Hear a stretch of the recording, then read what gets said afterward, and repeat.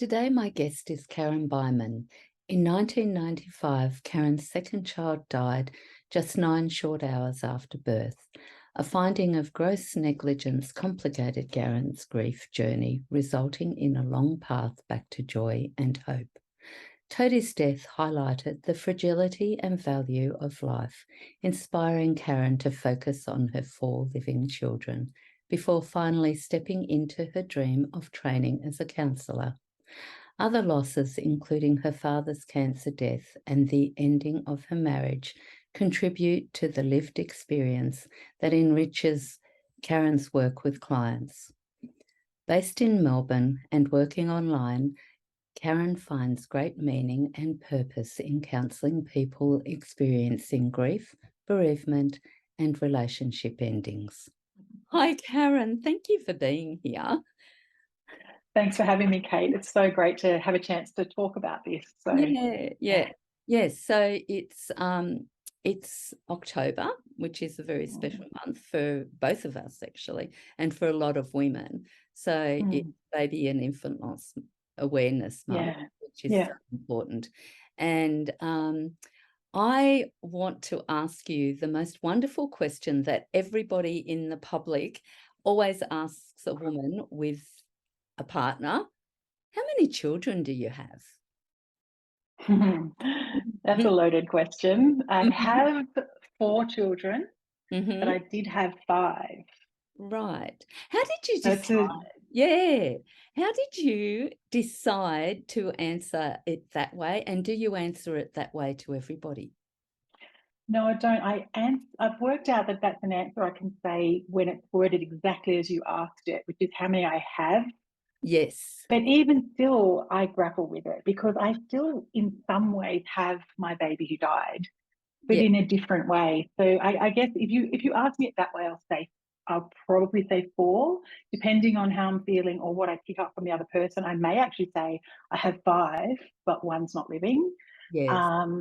So it really depends on how it's framed, but definitely also on whether I think it's appropriate to say. But then I used to really grapple with feeling like I'm dishonoring my baby who died if I don't include him in the tally. Yes, I know. Isn't it like that? And the sense of having... I have this actually. This is my necklace that has all 5 names on it, which my mother gave me this for Mother's Day one year. And I often wear that when I really need to go, I have 5 children. Yes, that's right. That's so beautiful. I've actually seen them advertised, and that's such a lovely idea. It is, Also, how did you feel receiving that with your 5 baby names on it? Oh, it was so special. It was so, my mother gets me, she knew that it was Mother's Day. It was only maybe 5 years ago that this happened. So it was many years after the death, but it was just, it's like it still mattered. I'm still a mother of 5 and it really honored that. And I felt so seen. And it's very me. I especially wear it when my living children are traveling off or whatever. I go, I've got to wear the necklace. So how long ago did your baby die? My baby Cody, he was born in 1995. Do you want to do the math? No, I don't know. I think it must be 27 years. Sounds right. And I could never have imagined that I wouldn't be able to answer that. And, like in the early days, the days, the hours, the months, the weeks, and now I'm just going, yes. It must be this many years, That's right. Yes. But I've never forgotten the 1995, the 1st of October. So he was born on the first day of baby loss month. Oh, wow. Yeah. Cody is his name. Cody. Yeah. So wonderful when people say their names as well. Very much so. Yeah. So do you want to say a bit about what you went through, about the grief of losing Cody? Yeah, but I love to talk about losing Cody because it makes him real, sharing him with others. The grief of losing Cody has really transformed my life. I resisted it and I hated it and I feared it ending. Like for a long time, I remember writing in my journal really early. I'm worried that one day I won't feel sad. Yes. Like if I stop feeling sad, does that mean it didn't matter, or I've forgotten him, or maybe I'll forget what he looked like, or he was with me for only 9 hours before he died. So, you think, well, I remember his eyes were hardly ever open. So, like I held the grief for a Yeah. long time Yes. because it made him real, Yeah. it was just so unexpected. Like his death came so out of the blue Mm. after what seemed like a perfect pregnancy. So I just, there's that nature of just like this is unexpected grief, and Mm. suddenly I'm plunged from this expectancy and hope and anticipation, and suddenly just death, Yeah. Yeah. funerals, standing at the grave, weeping and bleeding and milk and Yeah. a baby in a coffin, and she could go from all of that to then going, how do I possibly live with this? I was mothering a toddler. Oh, So, wow. that's challenging in and of itself. I had a 21-month-old when Oh. Cody was born. Mm-hmm. And so I was trying to be a mum and grieve the baby I wanted to be holding. Yeah. And, I don't know, like I don't remember even changing a nappy for 2 weeks. I know someone must have. Yeah. I was just, so I think in that early stage of grief, I was trying to be a mum of a toddler when he would say things like, Mummy, when this baby dies and goes to heaven Oh. in a helicopter, he had this Oh. story about how it all happened. Yes. There was an airlift. When this baby dies, and so I would be just like, and I knew I couldn't say, well, this baby won't die because I didn't know. Yeah. Like Yes. anything can happen. Yeah. Um, and I was also pregnant very quickly. Mhm. I think about 8 weeks or so after the death. So I had, at the first anniversary, I was sitting at the grave holding a 3-week-old baby. Wow. So going through that first year of grief whilst pregnant with my Mm. rainbow baby Mm. was really complex. Yeah. Um, that really made it a little bit of a, because I was welcoming and loving and inviting in this new baby, and also feeling guilty for what did that mean the other one didn't matter, and Yeah. that Yeah. was tricky to hold all of that. Mm. Mm. So how did you hold both? Like, how did you deal with the grief and then the loving of a new baby as well? And as you said, you're holding Cody in you and trying to Mm. keep him uh, alive. Yeah, I I wrote a lot. I Mm-hmm. love to write. I journaled a lot, and that was my time, I think, where I could pour out my grief in a really tangible sort of way. Mm-hmm. Um, Sometimes I would find myself holding, I was holding a lot of kids at once. I would be holding my toddler and crying, Yeah. and loving him and crying. And then if it was now, I'd like use a lot of like self-compassion. So if it was now, I'd, have a hand on my chest and a hand on my belly, and Yes. I'd hold both, like really in a tangible way. I didn't have that kind of awareness then. I Yeah. think I just scraped by. I think my shock and kind of all of that was quite protracted. Mm-hmm. Um, we were also going through the early stages of acknowledging that it was a negligent death that shouldn't have happened. So I had a lot of complex emotions and thoughts, and it was a really intense time actually.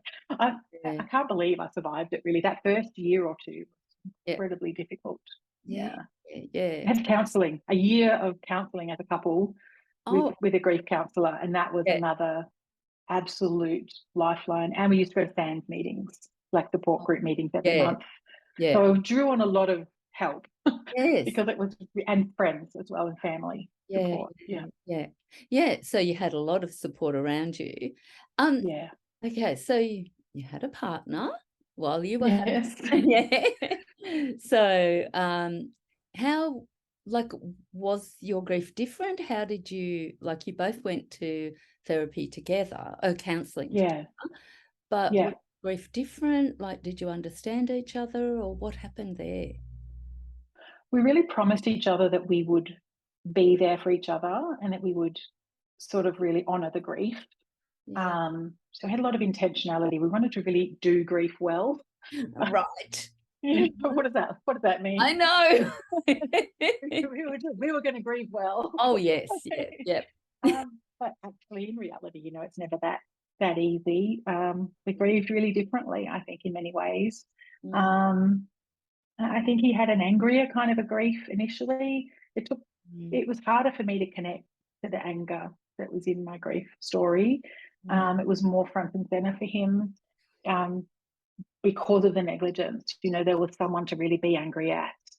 And it was difficult in some ways. I think I would try to mitigate sort of that. Like if he was really angry, I would hold my grief in. Or yeah. like if, one's feeling sad, then the other one might try and rally, or, Yeah. it was not always common that you'd be in the same emotional state at the same time. So you kind of having to make space for each other. But it was difficult. He stayed home for a while. And then I remember the first time he went back he was at uni at the time, actually, Yeah. studying nursing. And when he went back, and I just was like, oh my goodness, I'm on my own with this Mm, toddler and I'm a mess, yeah. So people would ask him how I was going.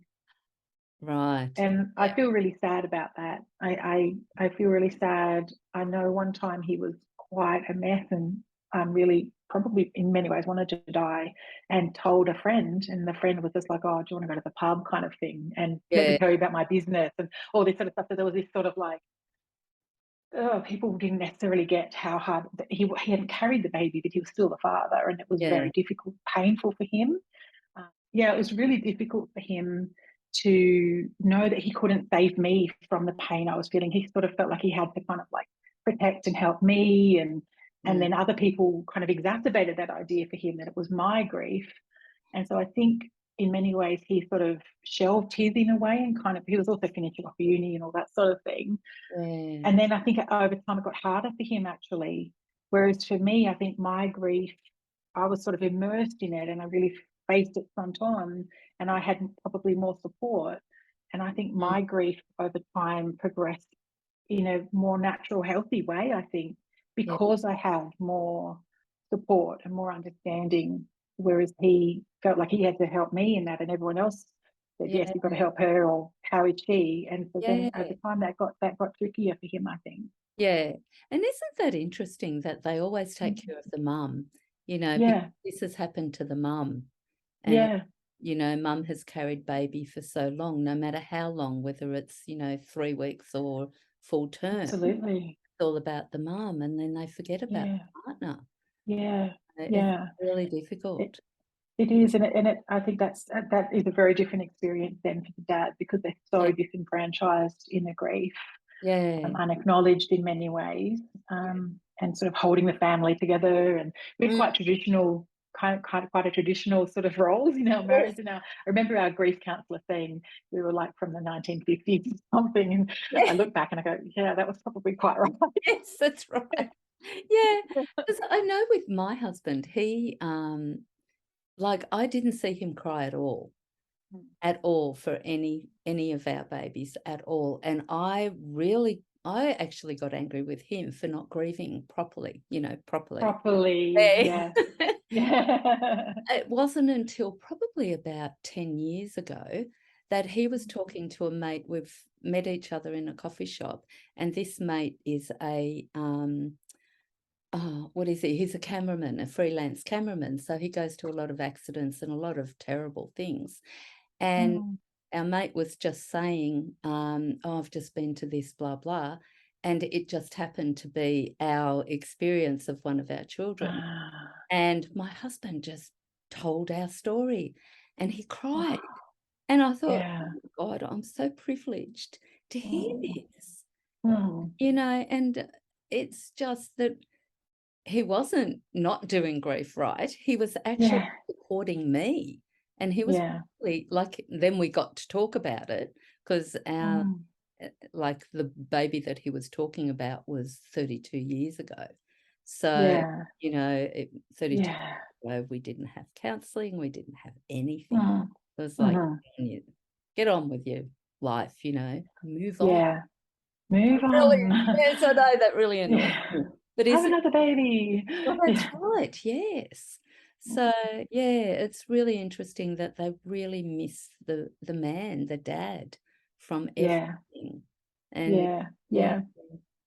and I think it's It is often, sad. And yeah, it's really difficult because, they're the men and I see them as, strong and, taking care of mhm. everyone and that's Yeah. their job.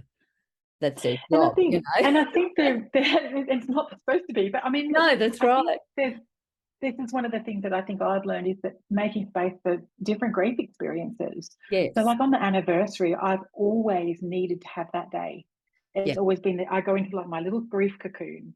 And I Mm-hmm. think, like, given the nature of all the babies, and I think when he was at uni, I had 3 babies, and the one in the middle died. So, like, it was Oh, pretty wow. crazy time, right? Yeah. Because they're Yeah. all close together. So, and then another 2 after that. So, like, life was busy. I was a full time mum and all that sort of stuff. And so, when I had the anniversary, I need to step right back. And I've got them up here actually, 2 boxes of stuff, of Oh, yeah. Cody things, and I have to have the Oh, boxes and I go through all the things, I reread all the cards and I yeah. cry and I weep and I've got my photo album and all the things and I Oh, really immerse. Whereas my husband will go to work. Like yes. it's just like I've got to go to work, Yes, that's right. and it's a different way of coping. It's just a Yeah. different way, Yeah, that's right. And I think that's what everybody needs to understand. We all do Mm, grieve, but it's yeah, different. And it looks yeah, different. It's unique to everybody. So yeah, what you look yeah. like isn't what you're doing at all. Absolutely. And it can change over time. Like I think it was the Yeah. 25th wedding, baby, the death Yeah. anniversary, birth and death on the same day, right? So Yeah. it was 25 years later, I found myself on the anniversary walking along on the outside of a shopping mall and something happened with a song or something. And Oh, I found myself deep in grief 25 years later. And I sat yeah. on this park bench and it was facing the people walking past and I just sobbed and sobbed and sobbed and I didn't care. I Yeah. don't care. I'm having Yeah. a moment. If my baby died 25 years ago and Yeah. I'm having a big cry about it, and no one did anything or said anything, and I was just in that little world. Yeah. Um, so it changes over time, but yes, for me, the day has always been that's been very significant. And just finding other ways to kind of incorporate Cody into family, Yeah, so that's he's right. part of us, has Yeah. been important to Yeah. me as well, for sure. Yeah, yeah, and the other kids, like your Mm, other children need to know that he was there and he was a part yeah, of their lives, even though, yeah. you had the other children, I don't know whether they're boys, but the other children, 4 boys and 1 girl. 4 boys, oh, and 1 girl. Wow. Yeah, yeah. So you had the other children later, like after them, Mm. after Cody, but, they're still part of his life as well. Yeah. So, Yeah. So they know especially the anniversary has always been a traditional sort of a thing. But yeah, even at other times, they've learned to make space. I think for the kids, they grow up with an awareness of grief and loss that yeah, other kids haven't got until yeah, much later, yeah. often.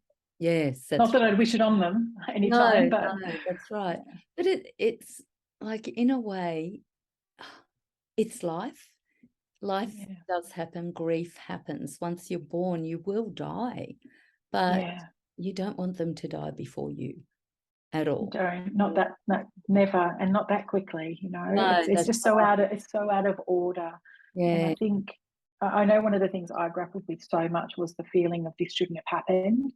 And I mm, think we all think that, right? Because it shouldn't happen. He's not supposed to bury a baby, right? It's no, in that's right. the natural order of things. Yeah, But yeah, I think when you know that there was somebody particularly involved in the death, yeah, so we had a clear case of negligence that yeah, was found through the Healthcare Complaints Commission, all of that. Like it's not just me thinking this, it's actually a thing. yes, They said he really shouldn't have died. yeah, And living with that has been incredibly difficult and made the grief very complex. yeah, I remember saying to my husband at the time when we were told, something's not right.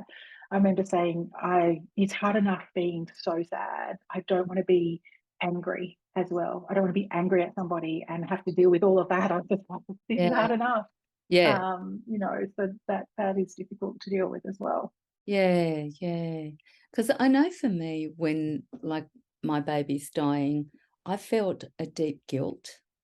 even though I had nothing to do with it, it was my body that Yeah. made those babies. And it's really, really, like, I don't know whether you suffered guilt or what that Yes. do. I did. I felt guilty because I had really resisted an induction, Oh, and I really, really didn't want one. And so I kept putting it off. yeah, And I know I'm going to go into, because I'd had a difficult induction with the first baby.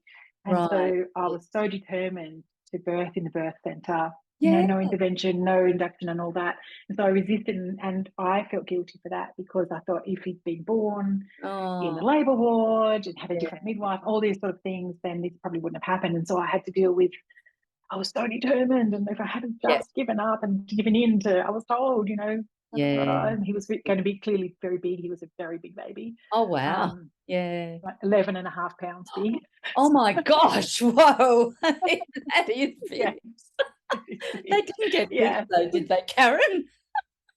I don't know. I couldn't stand up for a while after. Oh no. Oh Oh my wow. goodness. But Yeah. yeah, so dealing with that, and I think also some choices around, like not during the delivery, but after, Yeah. when it became evident there was something that could be done differently, and Yeah. and so I had to live with the regret around not insisting, going against the midwife and insisting, Yeah. no, we need to go to nursery, we need to go, because I just gave birth to this giant, right? This Yes, giant baby. right. So Yeah. I know in my head that it wasn't my responsibility, and I Yes. wasn't in a place to make those choices as much with her role.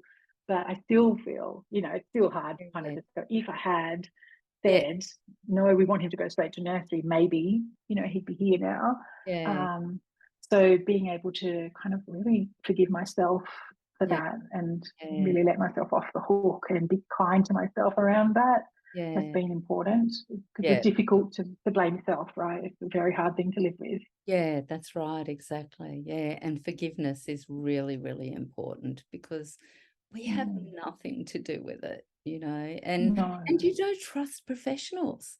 Like professionals absolutely. study Not this. so much anymore.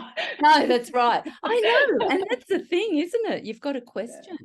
You really yeah, have to question what they're yeah. doing, and it's okay if they get angry with you. That's Mm, okay, yeah. question, and you've Mm, questioned. So, yeah. yeah. Yeah, yeah, yes. So journaling is a big thing, and I've journaled since I was 14, and that Wow. really helped me through as well. So, do you ever go back and read any of the things you wrote all those years ago? Yeah, I do sometimes. Yeah, It's yeah, quite interesting. I go, wow, yeah, I was in some dark places back then, yeah. That's right.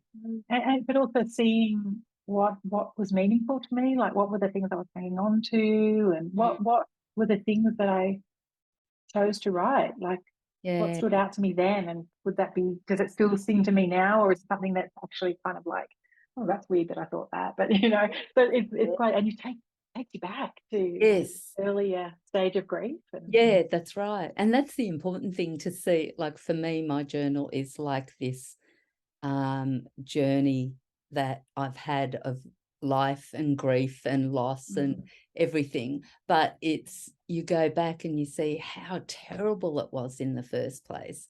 It was just painful and shocking and numbing, yeah, but yeah, then it sort of changes over time and how much it changes as well. It's yes, really, yeah. And to know that, you're so far away from it, yet so close as well, because you can just drop in, like yeah, you heard so that. easily, Yes, yeah, that's right. yeah, Because I know yeah. Christmas is a horrible time for me because, they play the song of my baby at Christmas time. Oh, And really? and it's in lifts all the time. And Oh, because I feel myself crying then, and I think, mm, what am I crying for? I've had a great day. And then I yeah, attention to me, and it's like, mm, oh, that's right. mm, So it's like things just click like that and yeah, you know throw you right back into it. And absolutely, as if it happened yesterday. yeah, Yeah, that's right. Yes, yeah. But that's okay. It's yeah, like it can be 40, 50, 60 years later, and you still grieve the loss. I think I remember, this just reminded me, I remember this lady coming to the funeral. She wouldn't come inside. It was a friend of a friend, sort of a person.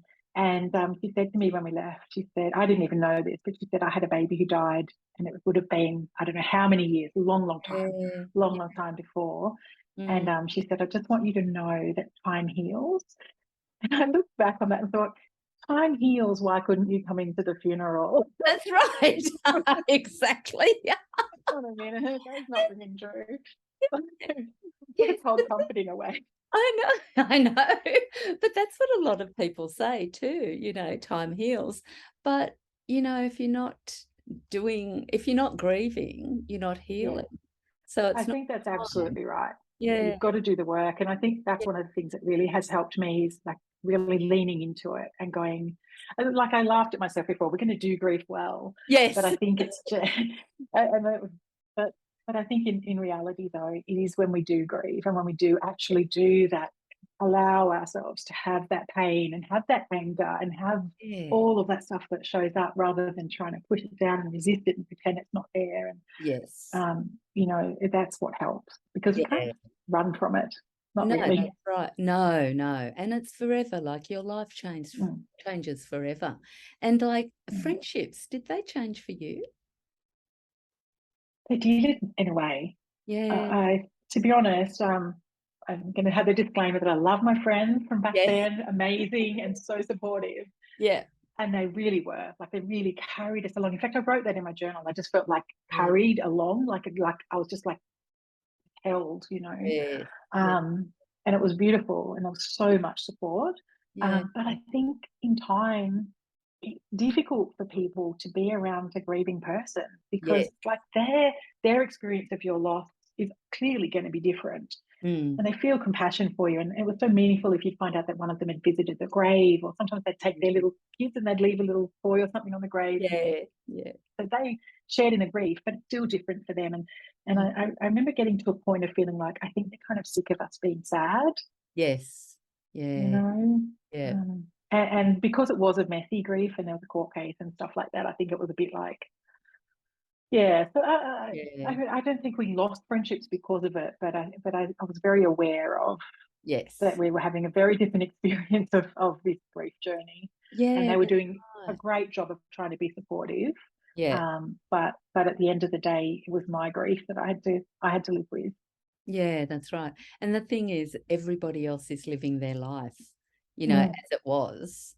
And, your life has changed forever. So, yes, it does. It really does change you. I remember walking through the shopping centre for the first time afterwards and feeling like I visualised as if I was in a glass box. Yep. Like, I had this thing around me, and it's just like people were looking at me, but they weren't really seeing me, and I had no idea what I was going through. And they didn't care, because they were just going on with their lives. I was just another person. But I just felt like I was in a parallel universe. And it's a strange experience, of having such deep pain that other people were just like, oh, hi, how's your day? I know. Yeah. I know. And that's a big thing, isn't it? The natural thing is, how are you? Yeah. You mean, how am I? Oh, yeah, I'm fine. I have no idea how to answer that right now. That's right. Yes, exactly. I think the magic question for me became, how are you doing right now? Like, how are you in this moment? How I could answer that. Whereas when someone would say, oh, how have you been going, more generally about the grief, I'm just going, oh, all sorts of hows. I don't know how to answer that. Like, that's right. Yeah. Okay, I guess, and all things considered, like, it's just you end up answering sort of vaguely. That's but if it's like, how are you now? It's just like, oh, I'm actually having a pretty hard day today, or not so bad today. It's been a difficult week, but I felt that was an easier question to answer. Yes, it is a great question to ask everybody who's grieving, because and that's the thing with grief too. You can be really, really happy but still grieving. Yes. Because I remember in the beginning I felt so guilty that I was happy, or that I went to a party and had a great time, and it's like, my baby has died. It's really awful. So they can coexist, and they do. And that's right. Because grief a weird thing, but it's unique to each person as well. Yeah. Yeah, and I think the overwhelming pain that it begins with, it changes over time. Yeah. I think it's easier to when you drop in to that deeper pain, like you say, it can happen randomly. It seems to be easier to get yourself back up. Like there's more of life around it. And so Yes. when you drop into it, it's like it doesn't take over Yeah. for as long. I used to have a thing with helicopters because Cody was airlifted. I Yeah. couldn't look at a helicopter without crying. And I Yeah. remember about quite some years after, based on the ages of my kids, maybe 10 years later, taking the children to an archery event. Now, instead of being indoors, they took it outside to some oval sort of thing. And of course, lo and behold, a rescue helicopter landed Oh, right in no. front of my car. And Oh I just gosh. there and I stayed with it. And I Yeah. just cried. And unfortunately, in the car by myself, and I just cried and cried and cried and cried and Yes. cried, I think, for the whole archery session. Yeah. And I was just like, it was actually quite healing in a way.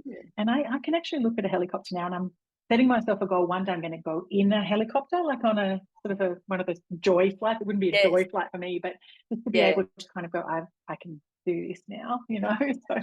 So yeah, but so you can drop into it, but then you can lift yourself up Yeah, in a that's different right. way than whereas in earlier days it's just like deep Yeah. immersion in Yes. the pain and suffering. You know? Yeah. And you sort of feel like it'll never end. Yeah. And Really. you don't want it to end in a way because No, if it that's right. ends, then you have to just pretend you're okay now. Yeah, So that's it's right. strange. I I felt that anyway. That Yeah, I maybe did. not everybody feels that, but Yeah, I did too. And sometimes I felt like I was holding on to it because I needed to grieve to keep her yeah, alive, or, yeah, whoever alive. yeah, So, absolutely. And when you meet people that haven't known about that part of your world, and they yeah. don't, that it comes back to the question: how many children do you have? Yes. You know, I remember meeting when we moved away from where we had lived into a whole new area. And on the first anniversary, this beautiful, beautiful woman, her name's Benet. I don't know if you'll ever listen to this. I've never forgotten. She was a dear friend, really, but she just came to my home on the night of the anniversary. My husband was at work, and she said, "Tell me about Cody." And I was Oh, just like, "Oh." oh, I know. Yeah. You didn't know him and hadn't been part of that. It was about 4 years afterwards. And I was just like, Yeah. oh. And it was so Oh, meaningful because she cared. She yeah. wanted to know him. And I was just Yeah. like, wow. I know. Yeah. Oh, that's so precious. Wow. It was very precious. Oh, that Yeah. brings tears to my eyes. Oh my gosh. Yeah. That's the best thing Yeah. you could do to anybody, Yeah. anybody, Yeah. any loss, but a child Yeah. loss is the most. Yeah. Yeah. Yeah. It Oh, honors their existence and yeah. welcomes them into this relationship, you know. Yes, that's right. Yeah. Yeah. Yeah. So, Karen, if there is one thing that you would want somebody to know who's lost a baby, what would that thing be? Oh, one thing. I think the knowledge that life will go on, but it will be different, Mm, and that their loss will stay with you in a way that you can live with. mm, Like I think initially there's that sense of like I don't want to lose the grief because I don't want to lose them, but then you learn to kind of hold the love yes. and that you know that they're like I have a pendant with his photo in it. I can't find it at the moment. I used to wear it all the time. It's Oh, somewhere around on my messy desk yeah. probably, but I can be okay with that because I know he's actually here. Yes, You that's right. know, whereas I couldn't before. I needed that to hold on to, whereas now I can just go, you know, he's always with me. Yeah. So I've learned, I think that idea that they will stay with you, that the love that you have for them will Yeah. stay with you, and that makes it livable. Yeah. Yeah. Yeah. Oh, that's beautiful, Karen. Thank you so much for today. I've really Thank appreciated you. everything that you've said, Yeah. and Yeah. Thank you so much. and sharing Cody with us as well. That's Yeah. It's a wonderful. pleasure. I love to talk about Yeah. him. Yes. Yeah. Okay, thanks so much. Thanks, Kate. Bye bye. Bye.